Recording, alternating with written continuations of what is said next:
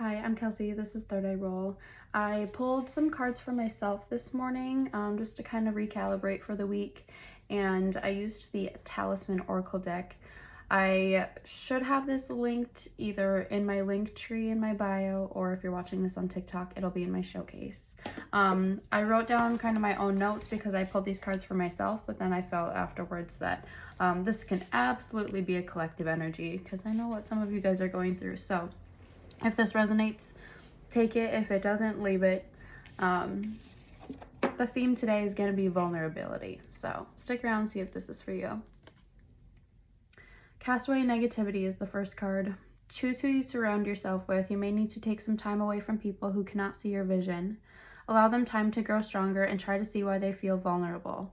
Consider whether it's more important to be right or to build a happy and peaceful presence. With a bit of kindness, you might be able to turn these currents in your favor. Release any negative energy blocking you. Set your boundaries, but do it with kindness. That one definitely speaks for itself. I might not have as much to say about this one because this was a deep reading for me as well. So, intuition. You're wide awake and able to perceive a higher level of awareness that helps you recognize secrets and subconscious intentions. Your third eye can see through distortion. Answers that you're seeking are within. Allow time and space to practice putting your newfound feelings into words, and know that your present situation will benefit significantly from your keen intuition.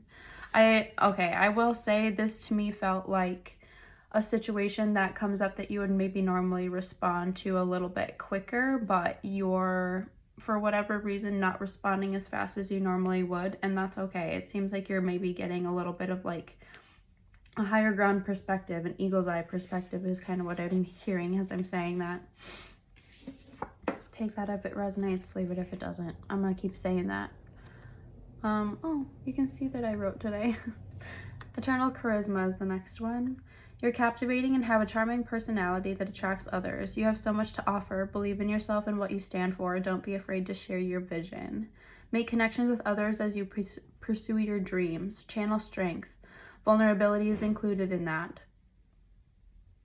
I don't know if you heard that, but that was absolutely confirmation. Channel your strength. Vulnerability is included in that. See yourself as the butterfly that helps flowers open up and bloom. There's that vulnerability again. I don't know if anybody's like me here, but being vulnerable is like nails on a chalkboard. Like the stubbornness to which my body has like made a habit of like, oh, don't do that. And like, that's out of practice. We don't do that.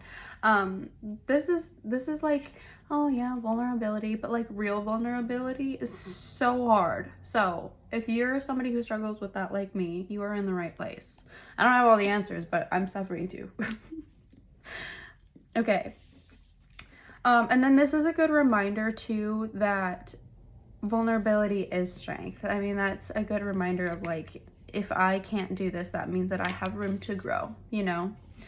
And then the last one we've got here is let go. You've been holding on to a burden that's been slowing you down. Sometimes we know what that is. Other times we need to examine our needs and behavior. Holding on often comes from a need to control our life and surroundings. Being vulnerable offers an opportunity for connection and closure.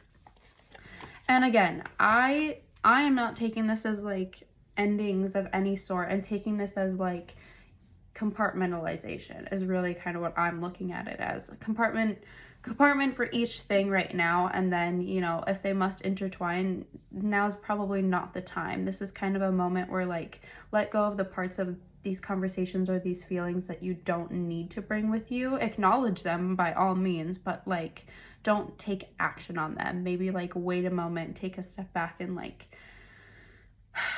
zoom out. Some advice that I usually give my clients when they're having a hard time detaching from an outcome or a situation, you know, whether that's an ex or like just clinging to a career or whatever it is that they're holding on to the idea of, I tell them to kind of zoom out. This isn't necessarily about you or how it's affecting you. It might be about them. It might be their journey that they're having to go through those things, and you're kind of just the bystander or whatever. There's a lot of different scenarios it could be. It could not it could be possible that it's not like an attack on you. It could be that you didn't do anything wrong right now. It's just how things need to kind of play out.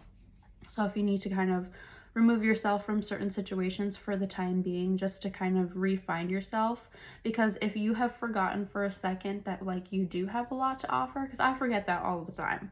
All of the time I'm like, I feel like I'm not doing enough. I could be providing more, but then you really need to look at like, how am I already doing that? And what difference does it make to really burn myself out here when I already am offering enough? I already am enough, you know, that kind of a thing. And that's where I feel like there's some habits and things that we all need to release. We got a lot of people pleasers. It's hard not to. I feel like a lot of our parents, whether it's, you know, my generation of parents or older than that, or maybe even a little bit younger than that, a lot of us deal with feeling like we needed to do that because our parents told us that was the way to deal with things, or that was the way to do things. And sometimes we need to look at like, okay, but what do I believe? Like, what is it that if I zoom out and all of these things have nothing to do with me, what are the things that do have to do with me? What can I do about those things? That's the zoom out thing, you know? Detaching from, I mean, it's really hard to think that there's like a bigger soul purpose behind some of these things, but it's very important that we do see that, especially as times kind of move forward. We need to zoom out and see maybe the bigger purpose in things, and some of the bigger purpose is not necessarily what we would idealize. So it's a good time to check in with that. If you guys are wanting to book a personal reading, I have those open for the rest of the week here. I will probably be closed on weekends moving forward for the next month or two. So all of the information to book with me is in the link in my bio, or you can go to my website at www.thirdeyeroll.org. Thank you for being here. I really appreciate you. Have a good week.